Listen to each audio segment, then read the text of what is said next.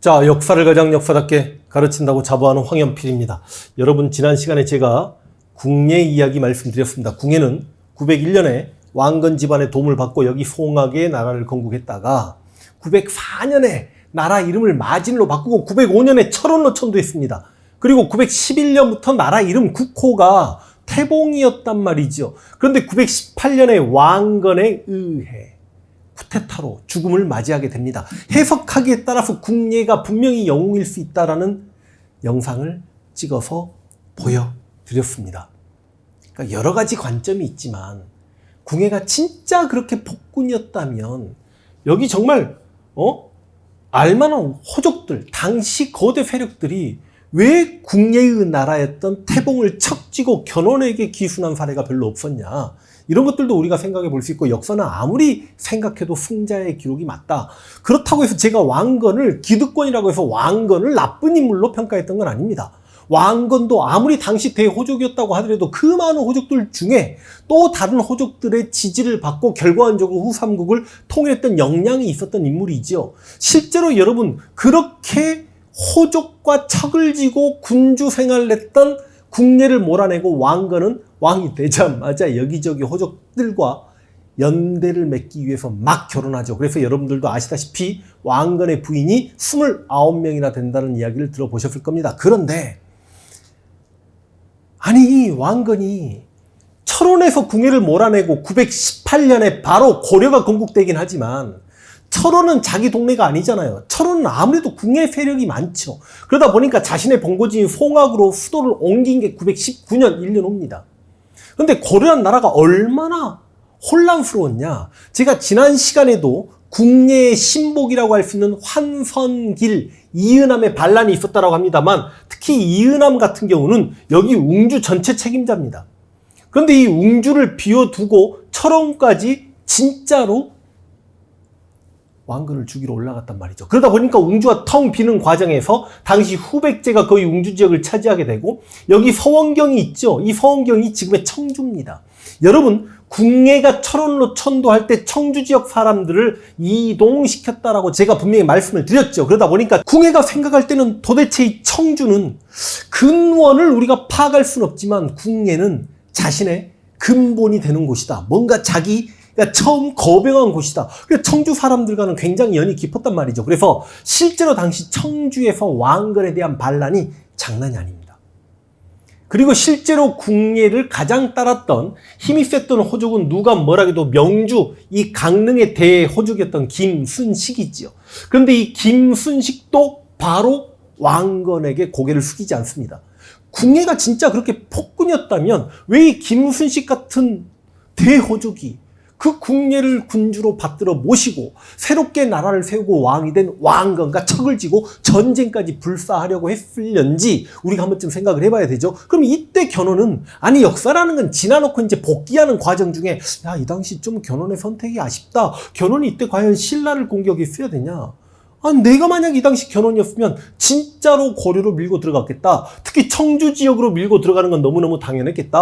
어떻게 해서든지 간에 이 김순식과 연대하려고 노력을 했을 것이다. 이런 생각들을 해볼 수 있는데, 이때 견훤이 누구를 만나냐면, 와, 후백제의 제갈량 최승우를 만납니다. 여러분, 통일신라 시대 육두품들은 폐쇄적인 신분제도, 골품제도의 한계성 때문에, 그러니까 쉽게 이야기하면 진골 귀족이 중앙과 지방의 장관직을 독점하니 육두품은 원래는 굉장한 귀족이죠. 얻기 어렵다, 등난, 그래가지고 큰 귀족이긴 합니다. 통일신라가 잘 나갔던 중대 신문왕 때는 집사부 시랑직까지 진출하면서 나름 학문적 실력을 뽐내고 행정 실무 능력을 뽐내고 그랬습니다만, 통일신라 하대는 불만을 가득 갖게 된단 말이죠.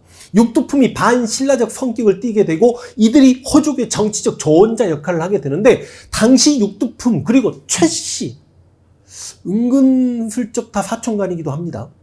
나이 차이는 있습니다.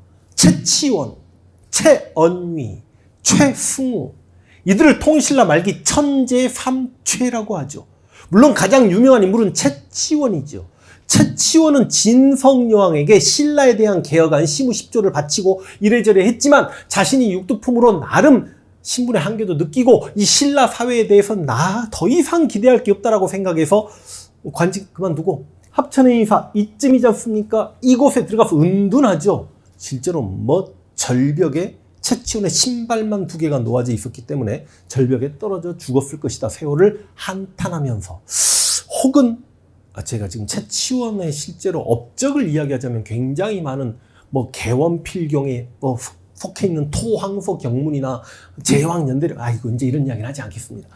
근데 그 최치원이 물론 해운대, 우리가 부산 앞바다에 가장 유명한 바다가 해운대죠. 거기 여러분 진짜 절벽에 해운대라고 글을 새긴 게 또 최치원이다 그런 말이 있고, 일설에 의하면 호랑이 등을 타고 날아다니고, 일설에 의하면 학을 타고 날아다니고, 그래서 최치원은 당나라까지 유학 가서 빈공과 외국인들이 시험 보는 시험에 급제했던 인물인데, 실제로 불교에도 굉장히 조예가 깊어서 어떤 스님이 돌아가시면 승탑비를 쓰잖아요. 그 승탑비에 승려의 일대기를 썼던 게 최치원입니다. 이걸 또 사삼비문이다라고 이야기해요. 그런데 방금 이야기했듯이 학을 타고 돌아다니고, 호랑이, 그리고 왠지 관직 그만두고 자연과 벗삼아 살고 막 신선이 된 듯한 느낌이 들고, 그리고 난낭비 서문을 쓰고 그랬기 때문에 도교적 요소까지 뛰어났으니 유불선 사상에 능통했다라고 이야기하는 이 최치원. 최치원의 한 세대 후배격이 최언위와 최승우입니다. 최치원의 사촌 동생이 최언위고, 최언위하고 최승우도 나름의 좀 먼 친척간인 것 같아요. 다육두품률로 추정합니다. 최언위는 왕건 밑에서 관직 생활하고 있고, 최승우는, 이건 설입니다, 진짜. 최승우는 기록이 많진 않아요. 그리고 최승우가 썼던 여러 가지 시들만 좀 전해져 내려오고, 최승우가 예전에 그 드라마 왕건에서처럼 정말 견훤의 책사가 돼가지고, 뭐라고 해야 될까요? 전시 행정을 막 주도하면서 군사 역할까지 했는지, 아니면 그냥 문관이었는지 알 수는 없습니다만, 그래도 견훤 주변에 유명한 문인 한 명이 등장하니 최승우가 뭔가 역할을 하지 않았을까라고 우리가 추정을 하는 거죠. 근데 들리는 이야기로는 이 최승우가 실제로 당나라에서 관직 생활하고 돌아와서 더 이상 관직 생활을 그만하고 세월을 한탄하고 있는데, 견훤이 직접 찾아가가지고 관직 생활을 하지 않겠다는 최승우를 달래고 어르고 그래서 모시고 왔다라는 기록이 있습니다. 실제로 또 이야기로 들리면, 내가 진짜 만약에 왕을 따라가겠는데 왕이 백성을 위한 정치를 하지 않으면 어찌한단 말이요. 그러니까 견훤이 칼을 내어주고, 내가 만약 그대의 기대에 미치지 못하면 그 칼로 나를 내리치라, 그런 이야기까지 들리는데, 이건 100% 사실인지는 모르겠습니다. 그런데 이때 최승우가 어떤 주장을 하냐면, 최승우가 주장한 걸로 보통 드라마나 이렇게 가죠. 고려를 공격할 게 아니라 고려는 혼란 그 자체니 이때 신라를 취하자. 더군다나 우리는 지금 외교적으로 약간 고립돼 있는 게, 여기 나주라는 너무너무 중요한 도시가 있잖아요. 근데 나주를 지금 왕건 때문에 빼앗기게 되면서 이게 고려 영토다 보니까 어찌 보면 대중국 교역로 중에 가장 중요한 곳이 막혀 있으니 남해안 루트를 따로 뚫어가지고 일본과 직접 교역할 수 있는 교역로를 확보하자.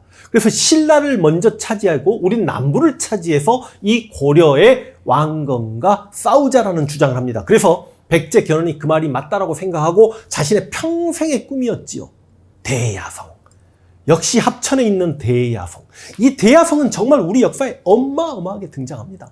이 대야성 전투가 어찌 보면 수백 년의 삼국시대 역사를 바꿨다라고 해도 틀린 말이 아닌 게, 7세기에 백제 의자왕이 윤충 장군을 시켜서 대야성을 공격하고, 당시 신라 대야성의 성주는 김품석이었고, 그 김품석의 부인이 김고타소, 김춘추의 딸.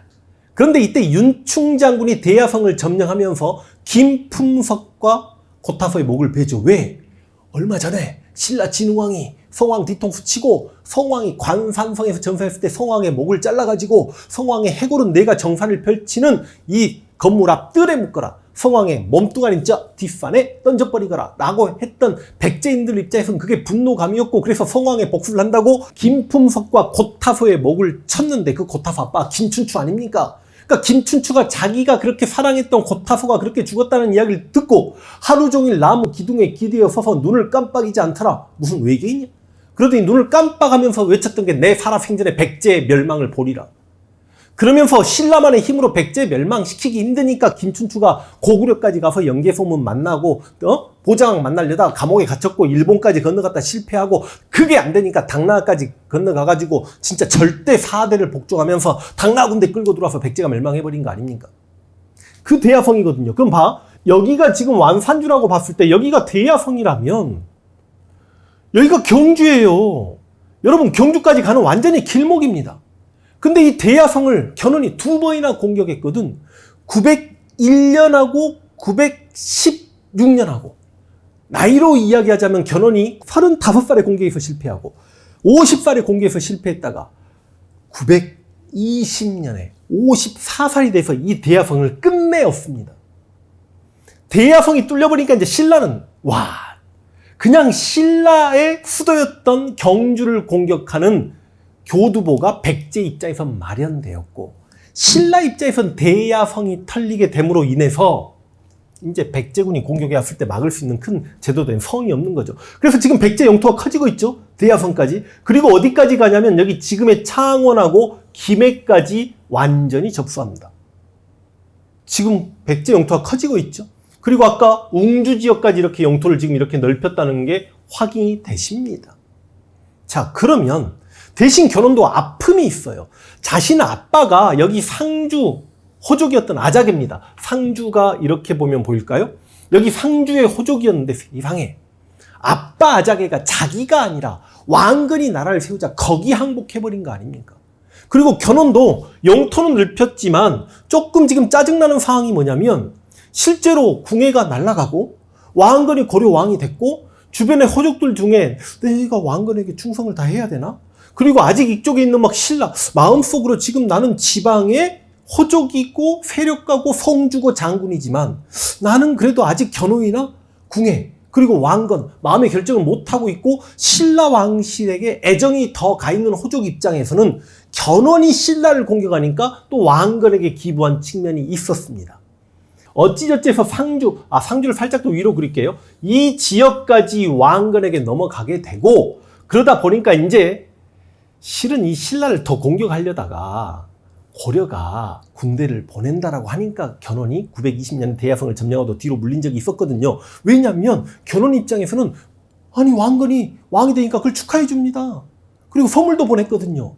왜냐하면 이 북쪽에서는 자라지 않는 대나무 활, 지리산의 대나무 활까지 선물로 보내고 우리 친하게 지내자 했는데 당시 신라의 경명왕이 왕건에게 구원을 요청하니 군대를 보내니까 여기서 만족했단 말이죠. 그런데 이제는 견훤도 그냥 있을 수가 없죠. 그래서 견훤이 지금 보시면 이 고려 왕건과 신라 사이에 길목에 있는 이 조물성을 공격할 생각을 합니다. 그래서 924년에 조물성 공격을 위해 자기의 큰아들 수미강, 이 수미강을 아마 신검으로 우리가 예상을 합니다. 둘째 아들 양검까지 군대를 보냈습니다만 조물성 공격에 실패하죠.